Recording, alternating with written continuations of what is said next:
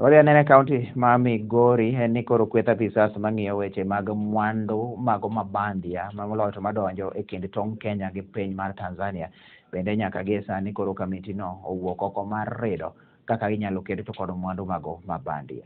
Kamiti onogono kane oloso bang' romo mar kaunti no moriwo apisas mag arita kwe, apisas mag weche mag ushuru KRA, mago mag KEBS, Anti-Counterfeit Authorities, to kod apisi mar loch nanga kin mamoko. Jakom Mwangi Meru mabende en county commissioner ma Migori nokolo Siem ahinya ni koro jogo onjwariago manyaka gi sani koro timo ohala mag mwandu Mabandia oikre ni biro ked kod kendo giromo gi bad chik mar piny owacho.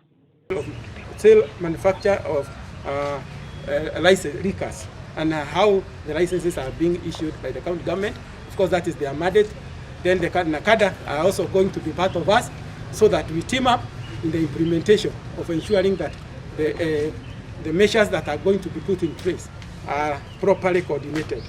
To look at the illicit brews, because they have become rampant in the area, and the Gulf fraternity and the security agencies are going to go into full force so that they are able to eliminate them without leaving any area undone. Number 3, we are going to manage and assess the areas where these recas are being sold, especially in our bars and outlets, so that we ensure that they follow the regulations, including the time, including the cleanliness of the premises, so that the health standards is maintained.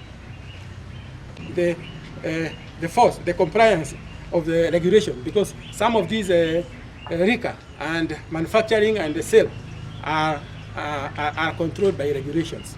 So we have various regulations, and we have already said that the government is a government that follows the rule of law, and therefore we are going to ensure that certain regulations are followed, so that they are not the implementation is not done against the law. Our targets are going to be people who are the manufacturers, so that we know that they are able to adhere